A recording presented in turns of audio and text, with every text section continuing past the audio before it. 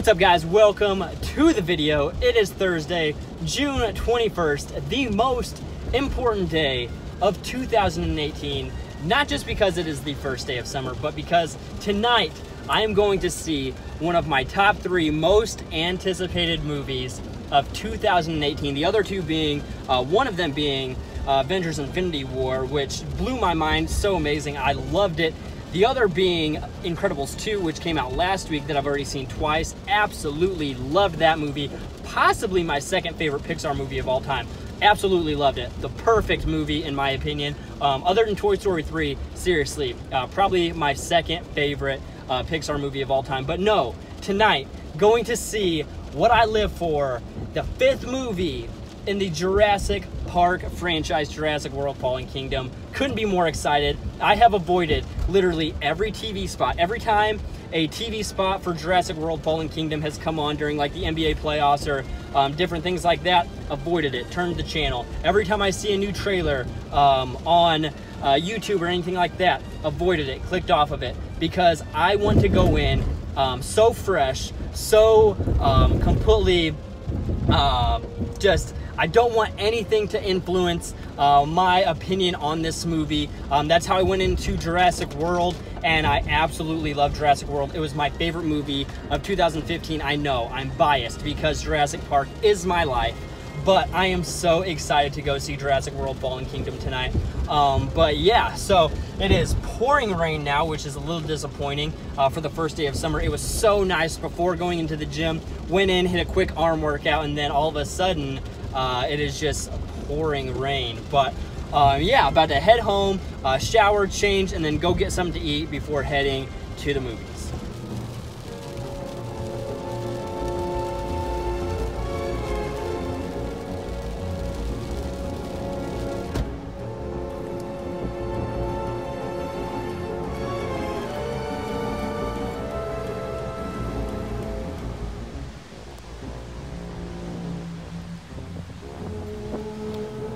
Alright, so just got here for dinner, and I honestly kind of feel like I'm cheating on my one true love, which is Chipotle. But I'm here at Moe's, which is brand new just to the area, and there's no Chipotle within an hour of where I live.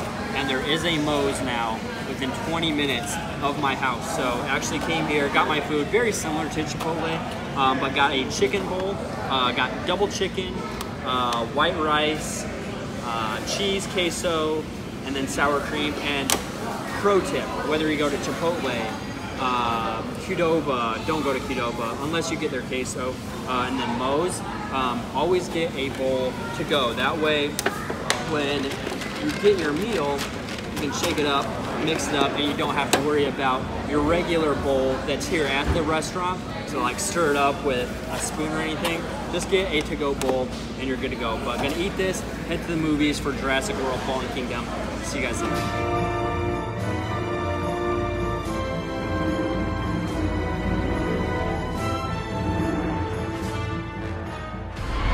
These creatures were here before us. And if we're not careful,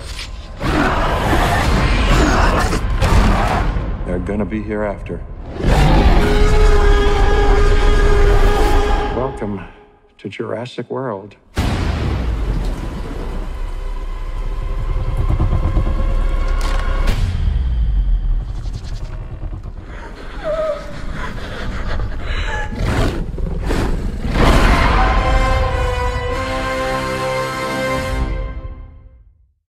Alright guys, so it is the next morning.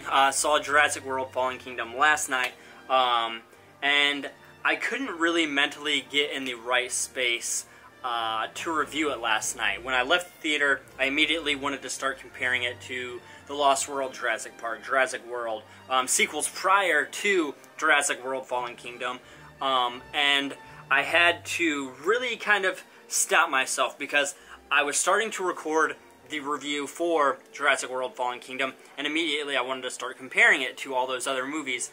And I had to say, like, no, stop.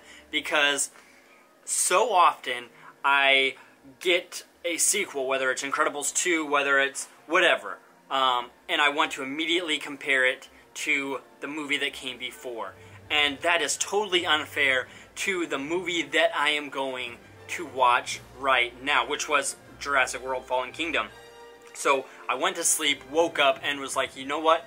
I'm going to think about it scene by scene, and just kind of give my thoughts and opinions on this movie based on this movie. Nothing prior, but this movie that I went to go see. And you know what? I didn't like it. I loved it. Seriously, scene by scene, when I'm thinking about it. The opening scene, the opening sequence in this movie, honestly, is my favorite 5 to 10 minutes in the entire Jurassic Park franchise. More than any scene in the first, when Rexy first breaks out and they're on the tour. More than the Velociraptors in the kitchen at the end of that movie. More than the Tyrannosaur going through San Diego. More than the Indominus fighting Blue and Rexy at the end of Jurassic World. I loved the opening 10 minutes of this movie more than any 10 minutes in the entire Jurassic Park franchise. And then you start to go more deeper into this movie when they're on the island. There's a scene as they kind of leave the island and the volcano is erupting. There is a scene there that literally, if you are a Jurassic Park fanboy, it'll bring you to tears to see as they're leaving the island, everything being destroyed. And there's one scene that, and you know, if you've seen the movie, you know exactly what scene I'm talking about, that just rips your heart out. And then they go back to the Lockwood Manor. We've seen all of this in trailers. They go to the Lockwood Manor for the auction. And I really have to respect J.A. Bayona, who directed this movie, and then Colin Trevorrow, who wrote it, because what they did with this movie is they moved the franchise forward further than all the other sequels. Lost World, Jurassic Park 3, Jurassic World. They moved this franchise forward more than all those other movies combined. And where they're taking this franchise, I am so excited for. Ever since I was a little kid, ever since I saw the original Jurassic Park and I read the novel, I was like, this is where I want the franchise to go. This is what I want to see, just as somebody who absolutely adores dinosaurs and who has always kind of imagined, I'm not going to spoil anything, but where the franchise is going is where I've always, ever since I saw the first movie, that's where I wanted the movie, is where I wanted this franchise to go, and I'm so excited. And that's just a huge reason why I love this movie. I think they took a big risk to take this huge step forward, and for me as a Jurassic Park fanboy, I loved it. I really did. Alright, so sorry my camera died, but diving into the actual characters in this movie now, well, I'll save the dinosaurs for the end because they are the main characters, but Claire and Owen are back in this movie as the leads. Really like them. They introduced them in the last movie, and now we were able to really kind of dive into their characters a lot more, kind of flesh them out, and then also dive into their relationship and see how that goes further. Even though they pulled the movie cliche that I hate so much, whether it is in Star Wars, Jurassic World, whatever, whether it's Han and Leia, where you see characters that are together at the end of a movie, they have such good chemistry, and then all of a sudden in the sequel, they're broken up, and they have to come back together, they waste time, whatever. So I hate that movie cliche, but they pulled it in this one. But you see them come back together, and I really like how their characters work together. You had some new characters in there. I think their names were like Franklin, and then I forget the girl's name, but she was like a paleontologist doctor or whatever, and then Franklin. Those two characters were alright, I guess. Not huge fans of them. They were just kind of place fillers. Then Maisie, the little girl that we've seen in the trailers, she was awesome. I really liked her, and her story is one area that I think they kind of missed the mark on, only because they should have like really gone into her story a lot more. One of my favorite parts of this movie involves her, and I really liked it. I wish they would have gone into that more, but I really did like her in this movie. And then James Cromwell playing, shoot, why can't I think of it?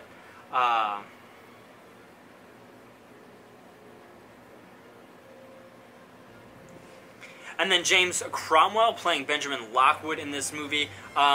didn't have too much to do, but I really did like how they kind of explained his prior relationship with John Hammond, why they had a falling out, why we haven't seen him before. I thought that that was really well done. Then we've got a character, Mills, in there, who was kind of like the bad guy in this movie, and I would say that was probably the weakest part in this movie, simply because we've seen that character before. It is Peter Ludlow 2.0 from the Lost World Jurassic Park. This guy is literally Peter Ludlow, and honestly, I think he was the weakest, probably most even though he was one-dimensional. Dennis Nedry was one-dimensional.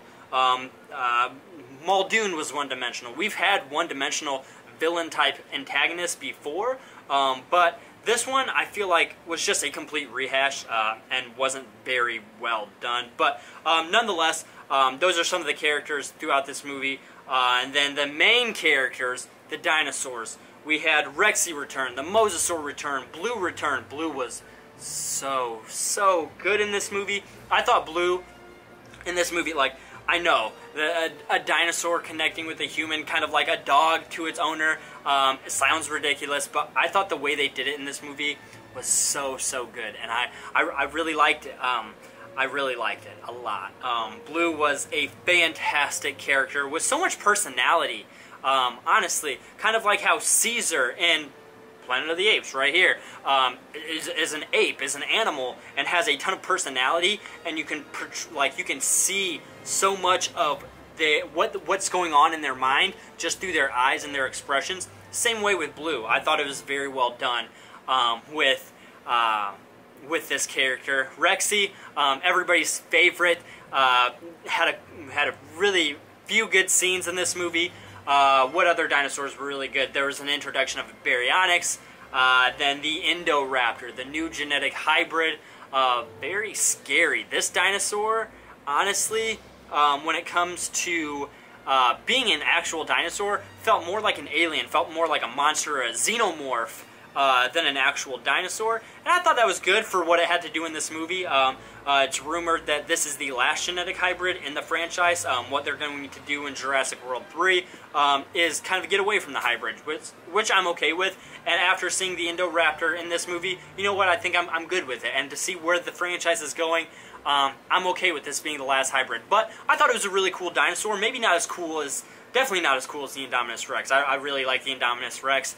Way more intimidating, even though it wasn't as scary. It was more intimidating because it was just massive. And it literally destroyed the entire park in Jurassic World. Like, that dinosaur wrecked everything. Jurassic World no longer exists because of that one dinosaur. So, I thought the dinosaurs were really well done in this movie. They went back to a animatronic raptor at one point in this movie, kind of with some practical effects, and I honestly think when it comes to dinosaurs, practical effects, and what they're like, I think that was one of the most impressive uses of effects, and I thought that was one of the best uses of it in the entire franchise. It looked so good. Probably one of my top 3 or 4 favorite moments in this movie was actually seeing a raptor look that real, because it pretty much was. It wasn't breathing, it wasn't an actual dinosaur, but it was an actual animatronic practical effect dinosaur, and I thought that was so cool. But overall, the story, sure, it had its flaws. Sure, it wasn't a perfect movie in the sense of, yeah, it's like Citizen Kane, whatever. Like, you're going to Jurassic World. I don't want to give Jurassic World Fallen Kingdom a pass just because it's a big blockbuster popcorn type movie, or just because it's my favorite film franchise of all time. But I thought for what I went in expecting, my expectations were met and exceeded. Honestly, they were, for me at least. Maybe not for you, but I thought this was probably the second best Jurassic Park movie since the first one. I think this is the best one since the original 1993. I think what they did with taking this franchise and being creative and going in a place that it's never gone before and sending it in a direction that a lot of people didn't think the franchise would ever get away from, which was the island. I think that they did a very good job with I mean, I don't want to say just setting up a third movie, because this movie was much more than just a setup. I thought the story was actually, very well done. But that's just me personally. But yes, I loved the movie. If I was to rate it, I would probably say, I know I gave Jurassic World a 10 out of 10. And I would probably have... See, that's the conundrum you get in. Because when you're a fanboy of a franchise and you go in, you love everything about the movie, even though you can see its flaws. You want to give it like an 8 out of 10 or a 9 out of 10. But in your heart, it's a 10 out of 10 because you enjoyed it from start to finish. You know, for me, I am going to give it a 10 out of 10. Other people might give it a 6. Other people on Rotten Tomatoes might... I think it's at 55% on Rotten Tomatoes, which is a shame because it is better. It is much better. I thought it's better than Jurassic World, and Jurassic World sits at 71%. But that's just me personally. But yes, I loved Jurassic World Fallen Kingdom.